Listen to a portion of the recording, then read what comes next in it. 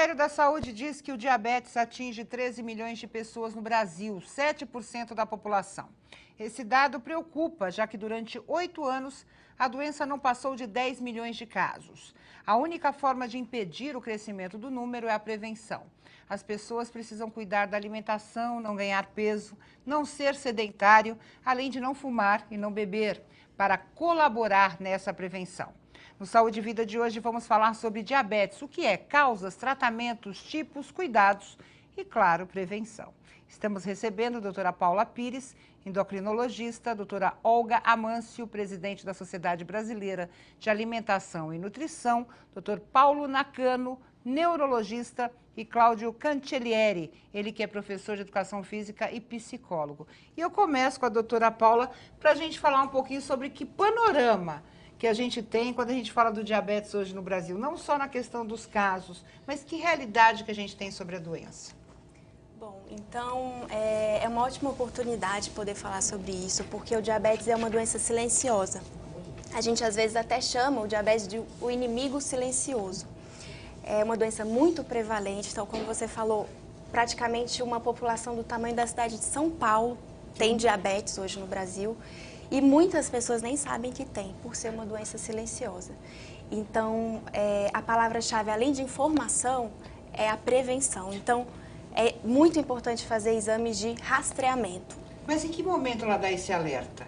Em que momento essa pessoa tem alguns... Ela é silenciosa, mas em algum momento ela deve ser sintomática. O que ela apresenta para chamar a atenção? Os sintomas clássicos de diabetes, ele se dá mais quando os níveis de glicose estão muito altos, acima de 300, 400, então são casos mais graves. E aí os sintomas, ele aparece por conta do aumento do açúcar do sangue. São sintomas clássicos de diabetes, que são principalmente uma sede intensa, com boca seca, que não melhora mesmo bebendo água, urina em excesso, perda de peso, às vezes muita fome. E muitas vezes o paciente pode aparecer os primeiros sintomas como os primeiros sintomas de complicações do diabetes, como falta de sensibilidade nas pernas, dores nos membros inferiores, formigamento, como se fossem umas agulhadas que pioram à noite, alteração da visão, a vista fica embaçada. Ou alterações renais. Em qualquer idade ela pode aparecer? Em qualquer idade, mas atualmente o mais comum é o diabetes tipo 2, que ele é mais comum em pacientes mais adultos, mais velhos. Tanto que todo paciente acima de 45 anos deve fazer um rastreamento para diabetes. Qual que é a diferença do 1 para o 2?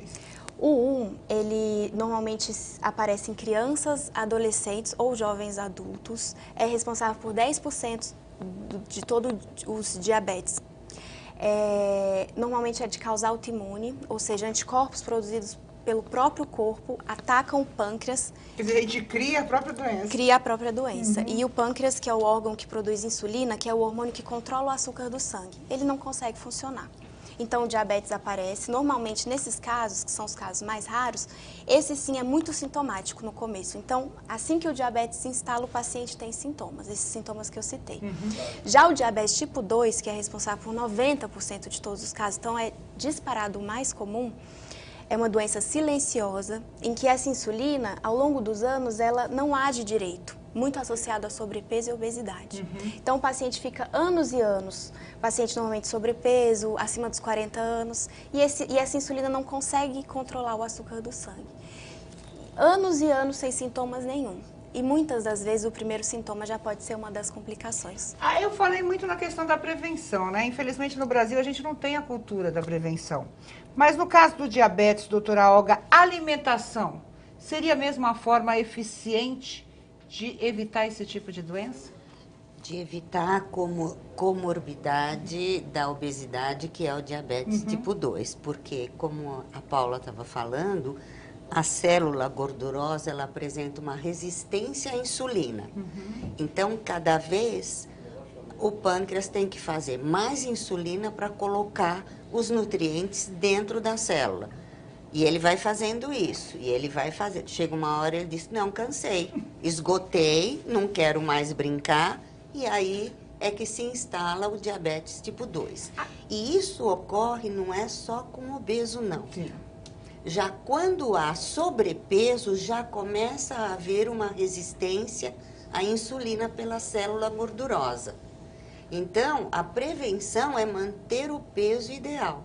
E, assim, crianças, que é o que mais está preocupando agora, porque, nossa, eu me lembro, também não faz muito tempo, quando eu era criança, que para ter uma gordinha era difícil. Sim, é verdade. E a gente até atazanava a vida da infeliz, né? Porque na escola era uma única gordinha. Agora não. São todos, a grande maioria. E tudo assim, com sobrepeso e com obesidade. Então, assim, candidato a diabetes tipo 2, a doença cardiovascular, a hipertensão, a problema respiratório, a problemas de articulação em função do peso. Então, a prevenção é mesmo a manutenção do peso mais próximo do ideal possível. Quer dizer, o aumento do número de diabetes em jovens é exatamente por causa da obesidade. Porque comprovadamente. O diabetes tipo 2 é uma comorbidade da obesidade. Então, ela ocorre em função do excesso de peso. A doença cardiovascular também pode ocorrer em função do excesso de peso. Então, a gente chama de comorbidade. E a gente tem vários níveis, né, doutor Paulo, nessa questão, quando a gente fala do diabetes.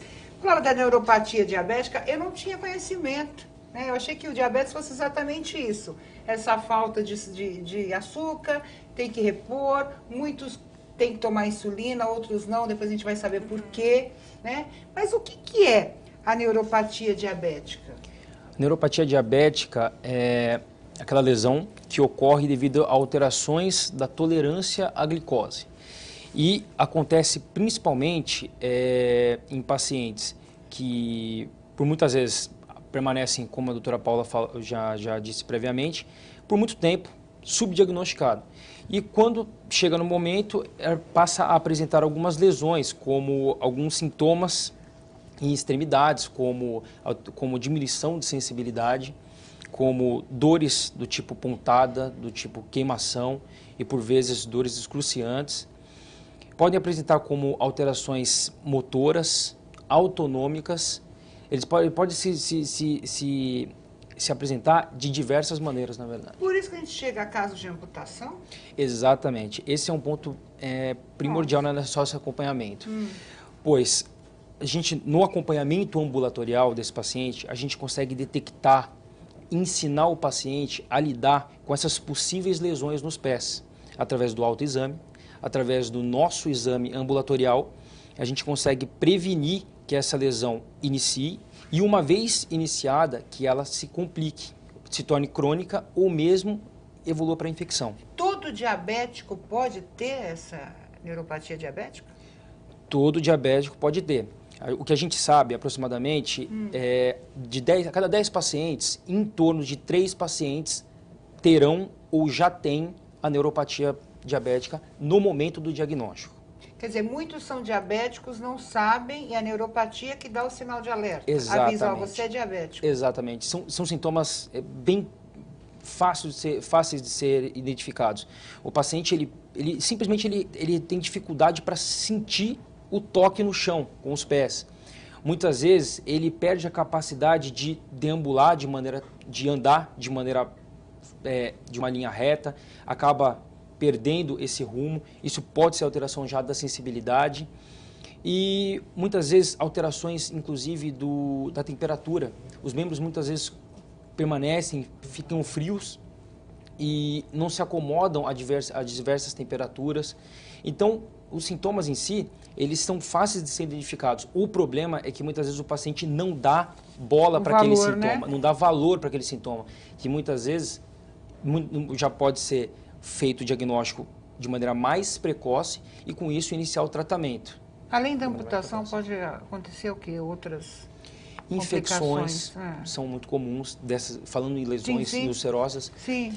Falando em dor crônica, quanto mais a gente postergar o tratamento, maior vai ser a dificuldade para lidar com essa dor. E muitas vezes é uma dor que, uma das indicações, falando em fases mais posteriores, essa dor, uma vez que se torna refratária às medicações, pode até levar também a alguns casos de amputação.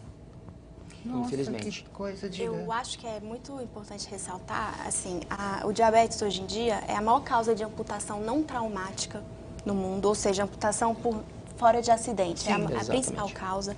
É a principal causa de cegueira e é a principal causa de insuficiência renal crônica, que é quando o rim não consegue funcionar e muitas vezes a pessoa precisa entrar em hemodiálise. Mas esse é naqueles casos assim que a doença já foi até o limite não é uma dela. sentença, Entendi. não quer dizer teve diabetes, vai ter essa ter. complicação. Entendi. Mas a maioria dos diabéticos tipo 2, eles têm diabetes ao longo de anos e nem sabem.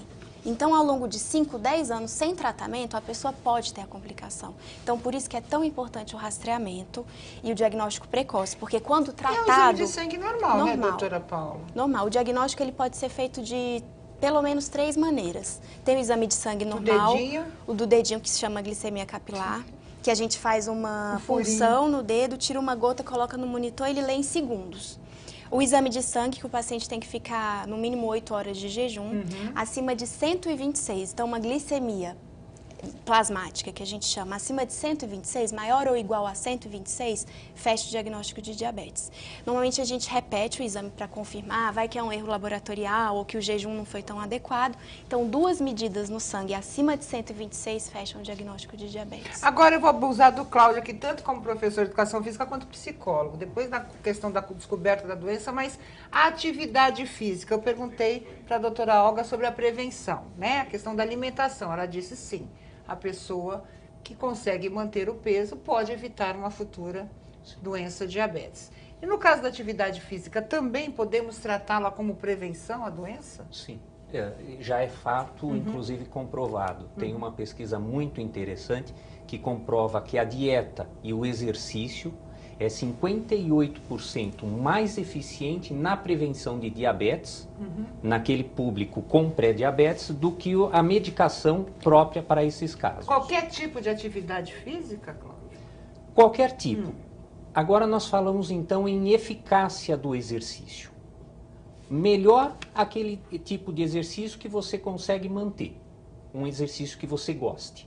Mas existem exercícios mais eficientes. E a combinação de exercícios é muito mais eficiente. Então, se você consegue mesclar exercício resistido, como a musculação, para que todo mundo conheça, junto com exercício aeróbio, como uma esteira ou bicicleta, você consegue um resultado muito maior na prevenção do diabetes. Porque você consegue, em primeiro, ganhar massa muscular. Com isso, você vai estar fazendo com que o organismo utilize mais glicose durante o dia. Você consegue fazer o indivíduo emagrecer, junto com a dieta. Com isso, você está oferecendo menor resistência à ação da insulina. A água é importante, ou seja, a gente faz exercício e toma muita água. A água também é um... Não, quando nós falamos em prevenção, não. Pode diminuir um pouco a glicemia se você consome uma boa quantidade de água, mas isso porque você está fazendo o organismo excretar esse pouco de glicose. Mas você não está atuando na causa, né? Você Agora, está... pegando o caminho inverso, quem tem diabetes tem alguma restrição física ou não? A não ser que tenha alguma complicação associada. Caso não tenha, não há complicação, não há nenhuma reserva a isso. Claro, atividade de mergulho não é indicada, atividades de montanhismo, alpinismo, então atividades em que o risco é grande. Estripulias mais radicais. Exato. Apesar de nós conhecermos alguns brasileiros que fazem isso, inclusive ultramaratona, se mostram desportistas de sucesso, mas eles têm uma equipe muito grande por trás. Para o público, para nós, não há nem necessidade para isso, porque nós estamos falando em um desporto, uma atividade física para prevenção, para a saúde, e não para o rendimento. Eu preciso para o intervalo rapidinho, vou deixar a mesma pergunta para a doutora Olga, mas dentro da realidade dela, quais são as restrições alimentares? Essa coisa de doce, é verdade que quem tem diabetes não pode comer doce de jeito nenhum? Porque eu conheço gente que adora doce, diz assim, a minha diabetes não deixa. Então, nós vamos saber sobre isso. E a questão da insulina. Todo mundo, quando a gente fala da doença, acha que todos têm que andar com a seringuinha e aplicar insulina todos os dias. A gente vai saber por que alguns fazem isso, outros não. E o Dr. Paulo vai mostrar alguns métodos aqui de diagnóstico da diabetes, como é que é? Neuropatia diabética. Então a gente volta já já.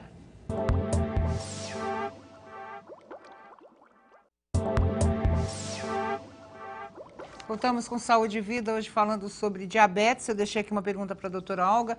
Exatamente, a gente falou sobre a questão da prevenção na alimentação, o não engordar. Mas e depois? Quando você descobre a doença, o que eu posso comer e o que eu não devo? Na verdade, é o que eu não devo, né? Porque poder tem uns que acabam fugindo aí a essas regras, doutora Olga. Vamos dividir um pouco essa resposta. Vamos falar do açúcar, que todo mundo fala primeiro, né? Então, assim, açúcar não pode realmente, né? Nada, em qualquer nível da doença. Deixa eu só te contar uma coisa. Eu estava conversando com a Paula antes da gente entrar aqui e eu estava dizendo para ela que quando eu comecei a tratar em hospitais, tinha crianças diabéticas e adolescentes diabéticos que a gente dizia, não, você não pode nada que tenha açúcar, não pode o doce. Fala isso para uma criança quando vai no aniversário de algum coleguinha. Ou então fala para um adolescente que álcool ele não pode, né? Que era um problema muito sério. E eu disse para ela, nossa, graças a Deus começaram a vir os produtos diet, mas principalmente para o diabético. Eu nunca, assim, fiquei tão entusiasmada porque é um alívio você dar um refrigerante para uma criança diabética que queria tomar e a gente dizia que não podia. Quer dizer, não há restrições de alimentos diet, light. A pessoa explica para mim qual é a diferença do diet e do light. Tá, agora assim... Para essas crianças. Não é que não há restrição, né? Você tem que lembrar que nutrição é bom senso, que tudo faz mal e tudo faz bem. Depende da quantidade e da frequência com que você vai comer aquilo. O diabético tem que tomar cuidado com o tipo de carboidrato que ele come. Então, esse que a gente chama de açúcar simples, ele tem que retirar, mas ele agora já tem o recurso do adoçante artificial ou adoçante natural que ele pode utilizar. Ele tem que tomar cuidado também com as gorduras, não é só o açúcar. Então, ele tem que tomar cuidado com a gordura saturada, quer dizer, não é que ele não vá comer mais carne, porque carne tem gordura saturada. A natureza sabe o que faz. Precisa daquela carne, daquela gordurinha saturada que está ali, e não aquela gordura grandona que fica em volta. Essa tem que tirar. A decomposição, tudo bem. Que mas é a ele parte tem mais que... gostosa da carne.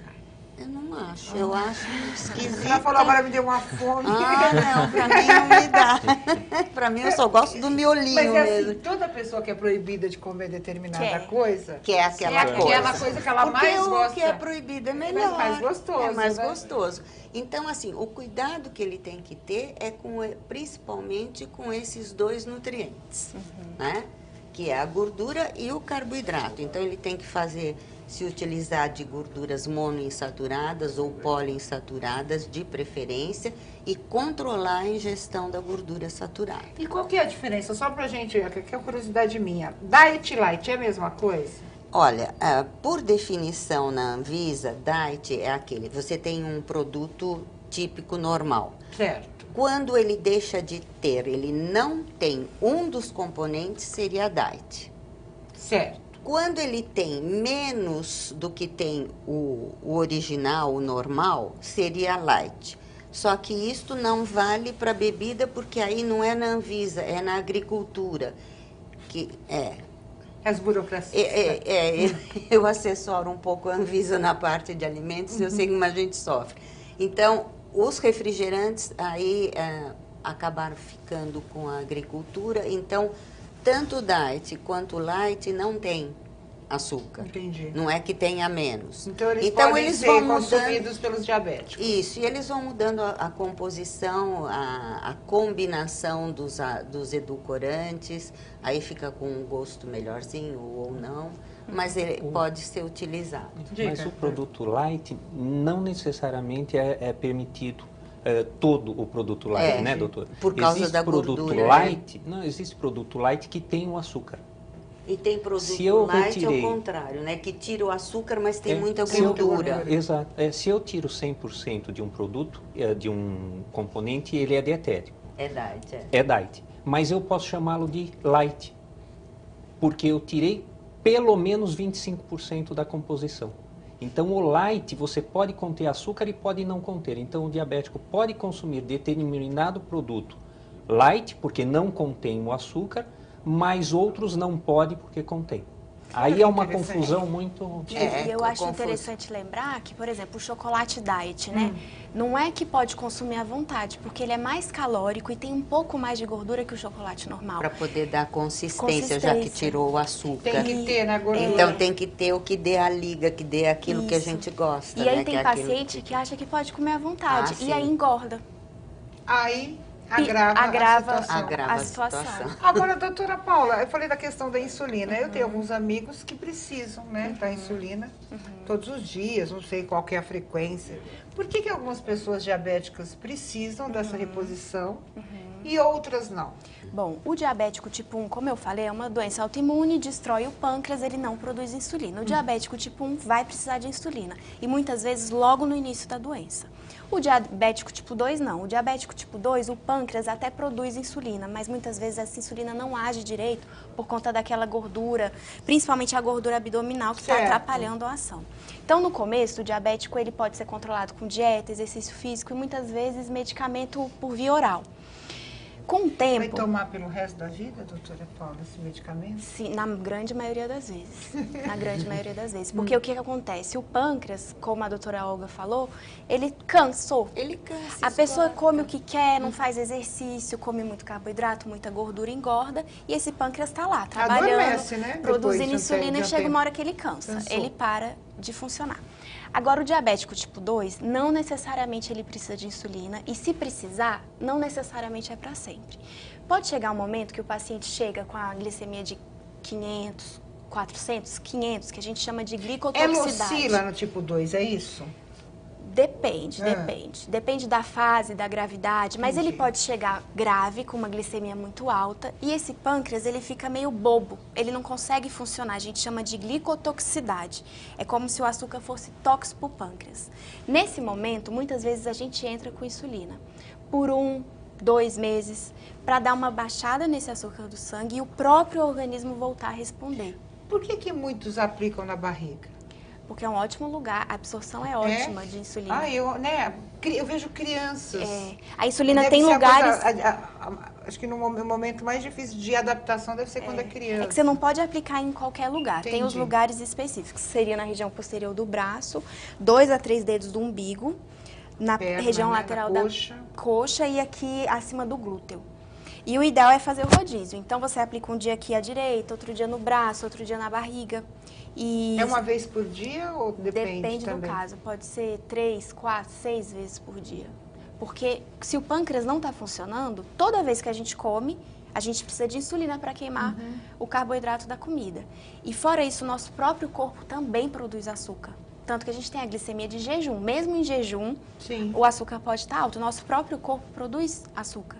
Açúcar é o nosso principal combustível, é energia para o cérebro, para o nosso corpo funcionar. Essa questão de faltar mais influencia na neuropatia diabética, ainda vou aprender o nome. Influencia isso, esse estágio de maior ou menor falta de insulina no corpo, doutor Paulo? Influencia tanto para mais quanto para menos. Por exemplo? Por exemplo, quando o paciente, inclusive é uma das indicações para atenção no início da conduta nesse paciente, tem que manter os níveis glicêmicos, evitar as hiperglicemias e, do contrário, também é importante manter sempre alguns subsídios como balas, refrigerantes, para poder evitar também a hipoglicemia. Certo. E evitar essas grandes variações, que tanto para hiper quanto para hipo, tanto para glicemia elevada quanto reduzida, acaba gerando aumento da evolução para neuropatia diabética. Quer dizer, tem gente que precisa mesmo de doce. Precisa comer doce, muito. Dependendo do caso, é isso? Na verdade, Não. na verdade não. Não.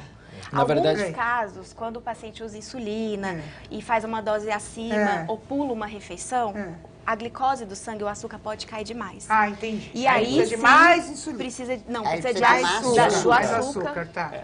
Para a gente, entendi. isso fica muito específico, porque muitas vezes o paciente toma, faz uso de determinada medicação hipoglicemiante e a gente tem que ficar atento com isso, porque já se mostrou também na neuropatia diabética, muito importante, a questão da hipoglicemia. Quer dizer, o paciente tem esse controle, doutora Paula? Quer dizer, ele sente? Sente. Olha é, que interessante ele isso, sente. né? Quando o corpo da cai, gente é uma máquina. Quando cai abaixo de 70, o paciente sente na hora. Ele fica cansado, com fome, Ele já sabe que precisa. tremendo, o coração dispara.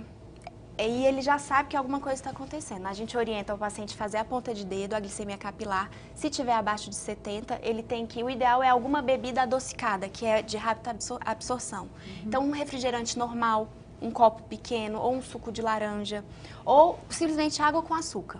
Água e uma colher de sopa, vai água com açúcar. É. Olha que coisa interessante. Cláudio, essa coisa, eu vou te usar um pouco como psicólogo. O descobrir, né, o diabetes e essa dependência. Vamos colocar esses casos mais de dependência.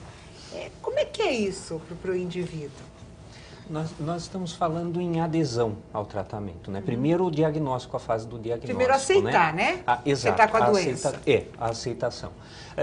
Nós podemos dividir em várias etapas.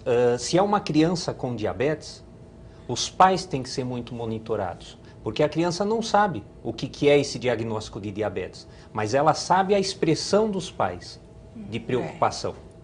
Então, se os pais estão bem resolvidos com o tratamento, se eles aceitam que a insulina, principalmente a terapia intensiva, que envolve várias picadas de ponta de dedo e várias aplicações de insulina ao dia, se eles aceitam isso como sendo o melhor para a criança vai aceitar. Então, o diagnóstico de criança com diabetes, a gente tem que olhar para os pais. Já no diabetes tipo 2, que estamos falando de adultos, aí sim a adesão ao tratamento é muito mais difícil do que da criança, justamente porque não tem muito quem cuide. Nós estamos falando da pessoa se alimentar, mudar o hábito de vida e começar a praticar exercícios. E aí a pessoa viveu 40 anos de uma determinada maneira, 40 anos que diz que burro velho não aprende, né? Aí é mais complicado mesmo para se readaptar. Seria mais fácil o tratamento no diabetes tipo 2, porque nós estamos falando basicamente em antidiabético oral, quer dizer, comprimidos, uma mudança na alimentação e a prática da atividade física. No entanto, a gente vê muito mais diabéticos tipo 2, portadores de diabetes tipo 2, com complicações que não precisariam acontecer, porque a mudança do estilo de vida é pequena. Mudar o hábito é muito difícil, né? Então, qualquer coisa, né? Até como se você precisa mudar o hábito por um dia para fazer um determinado exame. Né? Quando você fala assim, eu estou tomando remédio e não posso beber. Né? Essa mudança de comportamento que é imposta, na verdade, não é escolhida, né? Acaba dando uma titubeada assim na gente. A gente vê como muito comum o período de 3 meses, principalmente para o adulto fazer uma mudança. Ele faz a mudança 2, 3 meses. Quando vê que relaxou, quer dizer, quando vê que o que pode me causar problema já se afastou um pouco, aí volta a relaxar. Agora, quando surge alguma complicação, aí eu me cuido direito. Mas quando essa complicação melhora, volta ao que estava. Por isso que eu acho que o principal é prevenir, é não chegar a ter diabetes. Então, é fazer de tudo, sempre ter uma alimentação adequada, fazer exercício desde sempre para não ter o diabetes, evitar o diabetes. Ele pode acontecer em qualquer idade mesmo. Pode. Até os mais idosos. Sim, sim. O diabetes tipo 1 independe disso. É uma predisposição genética, ele aparece na idade muito jovem, então não tem como prevenir. Agora, o diabetes tipo 2, que são 90% dos casos, esse sim tem como prevenir. Agora, doutora, pai diabético, filho diabético, não necessariamente? Qual a chance? Se um pai ou mãe, um dos dois são diabéticos, o filho tem risco de 2 a 3 vezes maior de ter diabetes tipo 2. Se os dois são diabéticos, o risco vai para 5, 6 vezes mais do que a população geral. Então, é uma predisposição genética muito importante. O álcool. Eu acabei de falar, doutora Olga, do álcool, né? O diabético pode beber? Não. Foi o que eu falei. Se ele chega para um adolescente e fala para ele, álcool, não. Esqueça. Não tem como. Nada? Não tem que ele como. Vai querer, Eles vão querer, e alguns ficam revoltados, né? Porque tá toda a patota, A descoberta, né? vai pra balada e tá descobrindo a vida e tomam, nossa, agora eles misturam uns negócios tão estranhos, mas vamos ficar na Agora cerveja. a moda é vai. vodka energética, cerveja com não sei o quê. Aí tem umas Ele bebidas tem que ser exóticas. um adolescente que foi muito bem instruído, a família deu muito apoio, ele está confortável na doença dele para que ele consiga ir para a balada e não beber, porque senão ele bebe dali, às vezes direto pro hospital, porque entra em coma mesmo, É muito né? arriscado? Muito, É pode fazer muito hipoglicemia, pode haver um aumento muito grande do açúcar do sangue ou uma queda repentina fazendo hipoglicemia e a pessoa pode até entrar em coma. E aí, assim, o resultado é o que eu falei, vai para o pronto-socorro, o Sami corre com eles para o pronto-socorro, não tem jeito. Quer dizer, pode chegar a óbito. Eu Uma acho forma que não muito- precisa ser tão drástico. Tão Sim. drástico, É. mas vai para o pronto-socorro. Mas Vai pro socorro, tem que ter tomar cuidado, cuidado. tem que ter um apoio, tem que beber bastante água, tem que se alimentar bem. E eu acho que é mais difícil até para quem usa insulina, né? Então, conversar com o seu médico, às vezes vai para uma festa, orientar, o médico vai poder orientar muito bem o que fazer, talvez reduzir a dose de insulina. Claro, beber com muita moderação, sempre ter alguém junto, comer direito nesses momentos.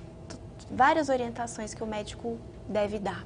Eu vou para o intervalo rapidinho. No próximo bloco, quero saber das novidades, se existe alguma novidade, medicamento, etc. E também sobre a diabetes gestacional. O que é? A gente vai saber no próximo bloco.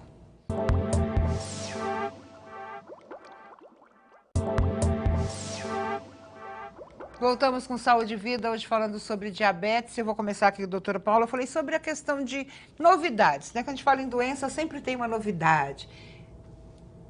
Na questão do diabetes, existem essas novidades medicamentosas, por exemplo? Sim, então só para voltando a falar sobre a insulina, né, no diabético tipo 2, só para complementar, nem todo diabético tipo 2 precisa de insulina. Muitas vezes a gente dá no início e o próprio organismo reage e volta a produzir insulina, então a gente pode ir tirando progressivamente essa insulina. Normalmente só aqueles diabéticos de longa data e que não fizeram um tratamento adequado, que no final o pâncreas ele entra em falência, a gente chama de falência pancreática, ele para de funcionar e ele não consegue mais recuperar. Então ele não produz nenhuma insulina, então precisa de insulina. Das insulinas, a gente tem as insulinas em frasco, que são as insulinas disponíveis nas unidades básicas de saúde.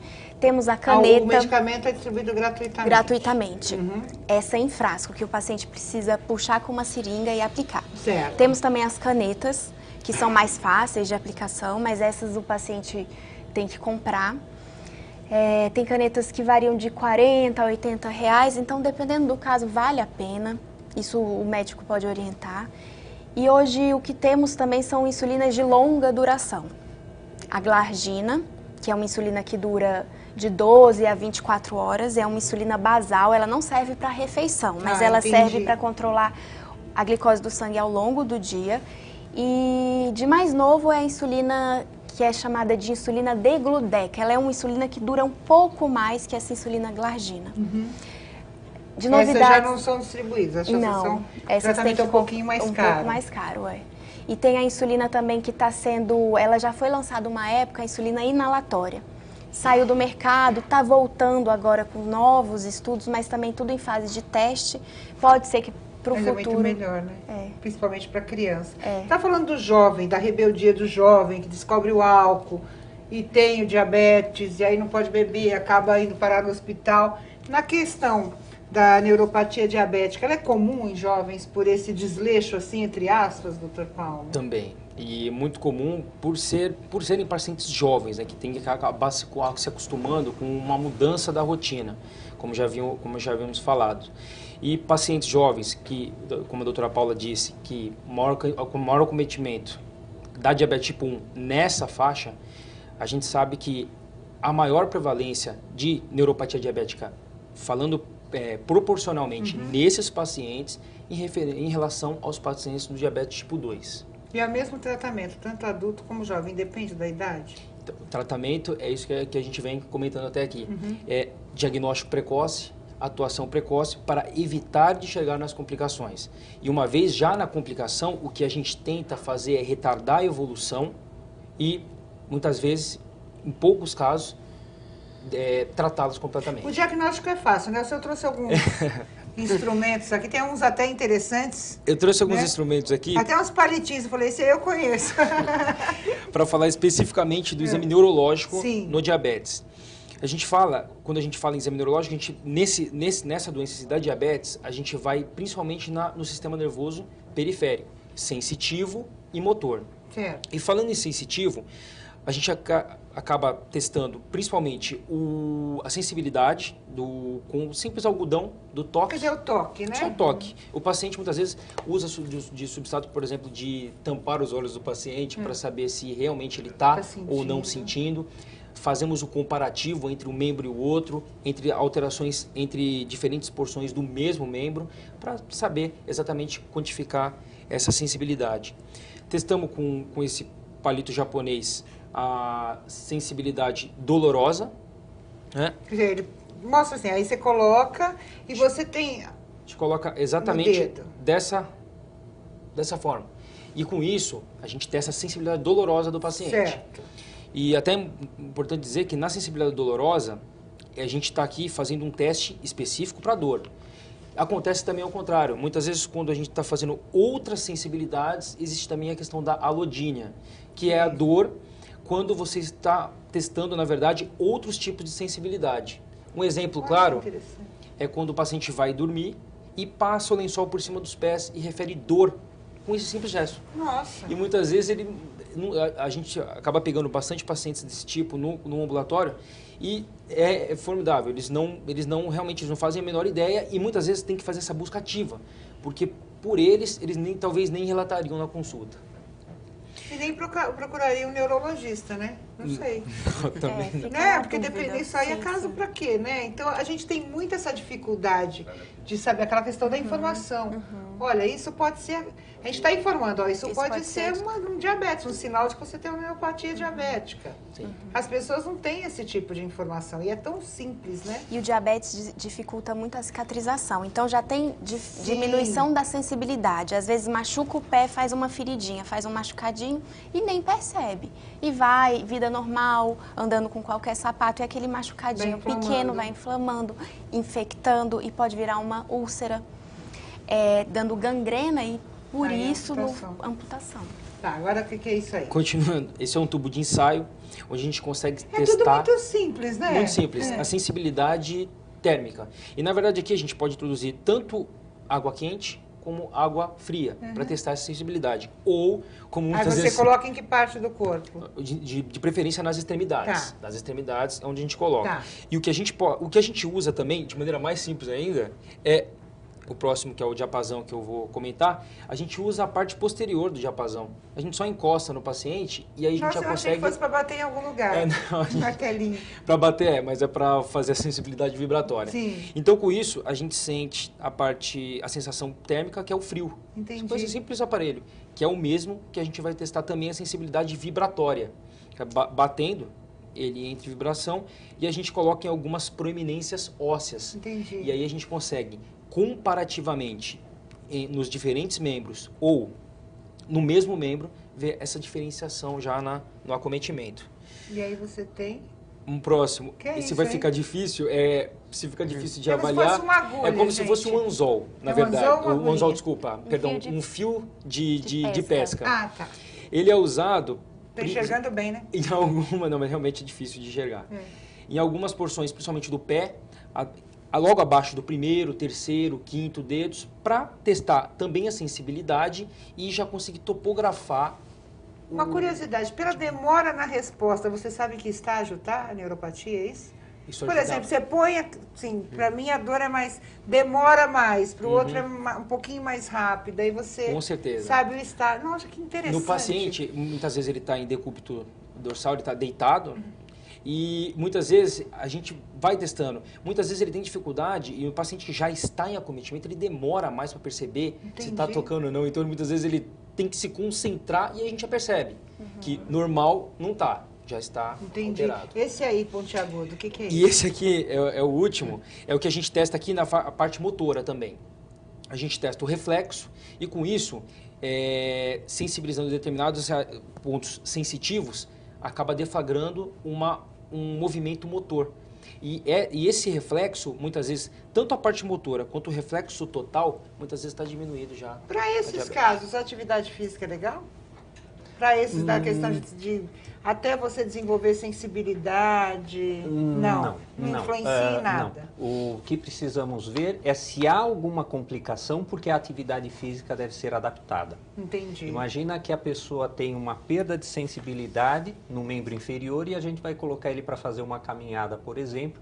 Ele pode ter um corte no pé por ter alguma pedrinha, não sentir. Então, já uma natação já é mais indicada. Entendi, diga, doutor É Paulo. até interessante isso, porque os pacientes que já têm fissuras, rachaduras, algum tipo de lesão nos pés, exatamente isso. A gente não vai submeter o paciente a determinados riscos, como chutar alguma coisa, se machucar, abrir porta de entrada para infecção. Por isso a gente opta por natação, muitas vezes ciclismo, ou mesmo remo, também acaba sendo citado como uma possível atividade física para manter A gente falou do diabetes criança em adulto, doutora Olga. O cardápio é diferente ou não? As recomendações são as mesmas nutricionais? São as mesmas. Não tem diferença nenhuma? Não tem diferença nenhuma. Os cuidados são os mesmos. Agora, diabetes gestacional. As grávidas, né?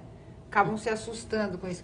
É uma diabetes mesmo que dura somente 9 meses, doutora Paula? Normalmente sim. Normalmente, na grande maioria das vezes, essa alteração na glicemia, no açúcar do sangue é durante a gestação, porque durante a gestação tem uma série de alterações hormonais que predispõem ao aumento da glicemia, aumenta a resistência à insulina, então a insulina não consegue agir direito. Entendi. Claro que nisso em mulheres já predispostas, então mulheres que estão acima do peso, mulheres que já tiveram diabetes gestacional em outra gestação, mulheres que têm história na família de diabetes, hipertensas, com alguma doença cardiovascular, aumento de colesterol, todos esses são fatores de risco para diabetes gestacional.